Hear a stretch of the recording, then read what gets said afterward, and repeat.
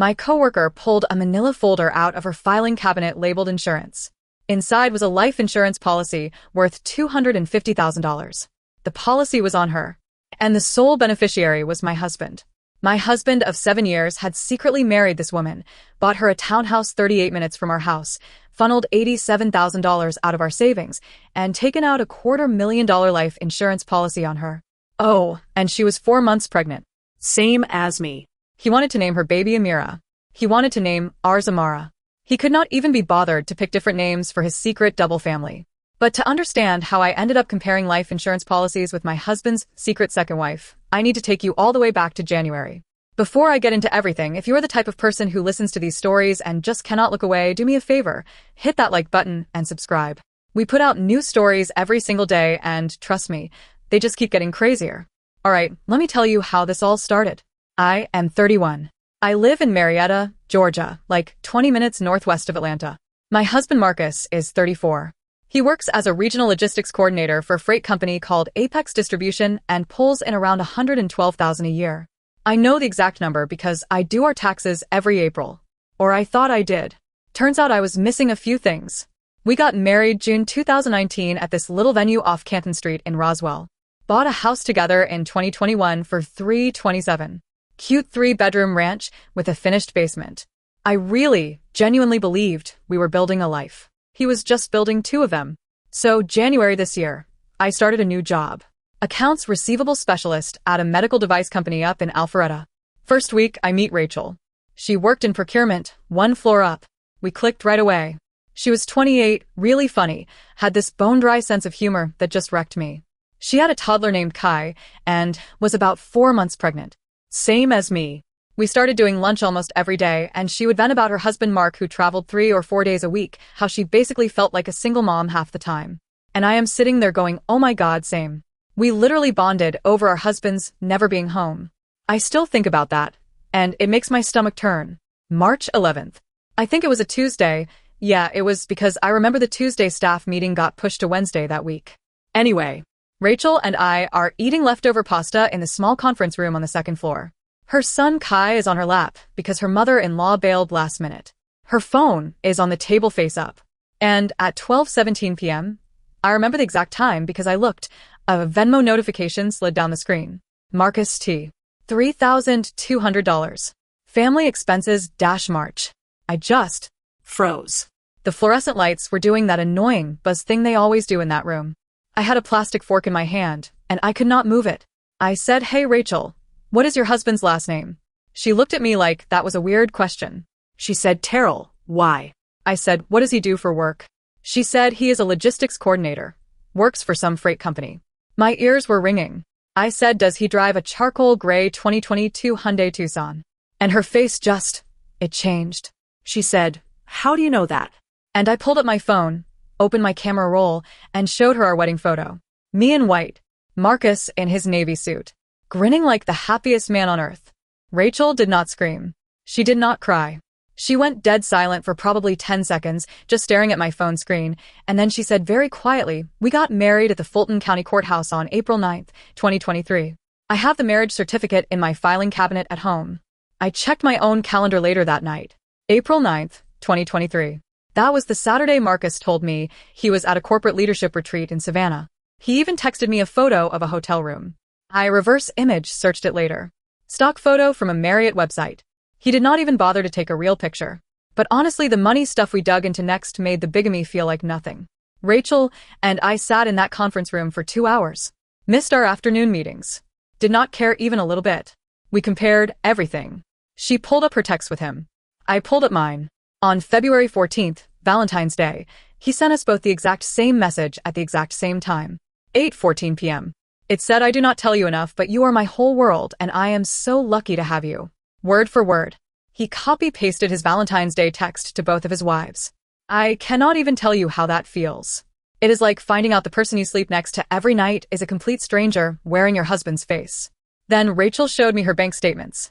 Marcus had been sending her $3,200 a month since Kai was born in January 2025. That is $38,400 a year. I never caught it because Marcus had this separate checking account where his bonuses went. Told me it was for retirement savings. Fidelity brokerage, he said. Very responsible. I pulled up our joint account records and sure enough, 2 to 3,000 a month had been flowing out for years. All going to his other family. I did the math later with a calculator app sitting on the bathroom floor at like 1 a.m. Over 3 years, he funneled approximately $87,432 to Rachel and Kai. That was our retirement. Our future. Just gone. And we had not even found the worst part yet. Rachel told me she was listed on the deed of a townhouse in Kennesaw, 38 minutes from our house in Marietta. I know because I MapQuest it, which, looking back, is kind of a funny detail considering everything else going on. Marcus helped her buy it. She showed me the closing documents, and his name was right there as a co-borrower. Our home address was listed as his primary residence on our mortgage. Her address was listed as his primary residence on hers. 2 primary residences. 2 mortgages. Somehow the bank just approved both. And that is when Rachel found what I told you about at the start, the manila folder labeled insurance. That life insurance policy on Rachel worth $250,000 with Marcus as the sole beneficiary. I wanted to throw up. Rachel actually did throw up. In the conference room trash can. Right there. She was shaking. But then she looked at me and said something I think about every single day. She said, I am not your enemy, and you are not mine. There is only one villain here, and he is currently texting both of us good morning from the same parking lot. And she was right. He had texted me good morning beautiful at 7:43 a.m. and texted her hey babe good morning at 7:45. 2 minutes apart. Probably sitting in his Tucson sipping his stupid medium dark roast from Dunkin'. So instead of turning on each other, which I am sure is what he expected, we made a plan. And I mean we made a plan. We called it Operation Double Down.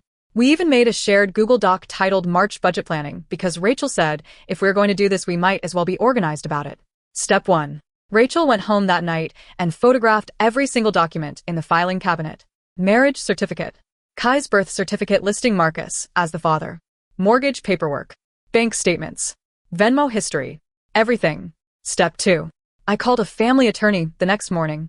A woman named Dana Kirkwood at a firm in Buckhead who, from what I read online, basically eats men alive in divorce proceedings.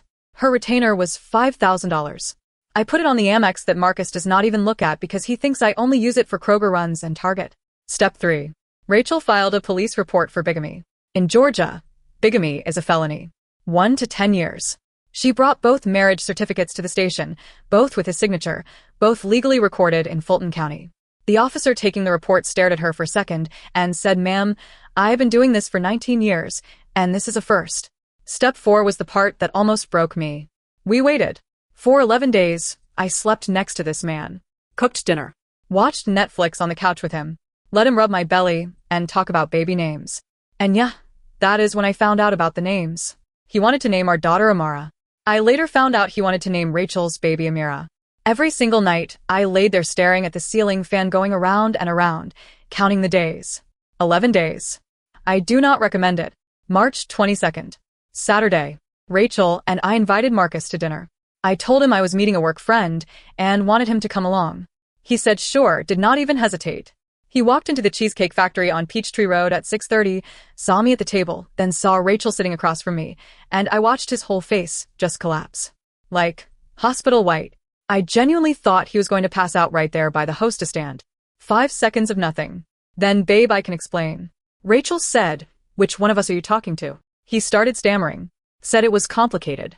Said he loved us both. He actually said that. Out loud. In a Cheesecake Factory on a Saturday night. Some guy at the next booth had a breadstick frozen halfway to his mouth just watching us. Rachel leaned forward and said, congratulations, you are about to love us both from a jail cell. She slid the printed police report across the table. I slid the divorce papers right next to it. He picked up both. Read them. Said absolutely nothing. Then stood up and walked out the door. Left his jacket on the chair. The waiter came over maybe a minute later and asked if our third guest would be returning. Rachel said no, he will not be returning to a lot of things. The fallout has been, well, catastrophic. For him anyway. My attorney Dana got an emergency motion to freeze our joint assets within 4 days. The judge granted me temporary exclusive use of the house. Marcus got served at work and apparently his HR department found out about the bigamy charge because the process server walked into Apex distribution during a team meeting. He was put on administrative leave pending review. Rachel got her own attorney too. Filed for an annulment since her marriage was never legal to begin with, and filed a civil suit for fraud. Because Marcus had represented himself as unmarried on the mortgage application. which is federal mortgage fraud, just to add that to the pile. So here is where Marcus stands right now. End of March. Felony bigamy charges. Potential federal mortgage fraud investigation. About to lose the house and half of everything to me in the divorce. On leave from a job he is almost certainly never going back to. 2 pregnant women who want absolutely nothing to do with him. And he is staying at a Hampton Inn off I-75 because neither of us will let him through the front door. His mother called me last week, Crying. begging me to drop the charges. She said I was ruining her son's life. I said, ma'am, with all due respect, your son married 2 women, moved $87,000 behind my back, took out a life insurance policy on his second wife, and copy-pasted his Valentine's Day texts. He ruined his own life. I am just doing the paperwork. Some of his family thinks Rachel, and I went too far, that we should have handled this quietly. That felony charges are extreme. But he committed bigamy. He committed fraud. He lied to my face every day for 3 years. He rubbed my pregnant belly, and then drove 40 minutes down 75 to his other pregnant wife, and did the same thing. I do not think too far is a real concept when somebody does that to you. Rachel and I still eat lunch together every day.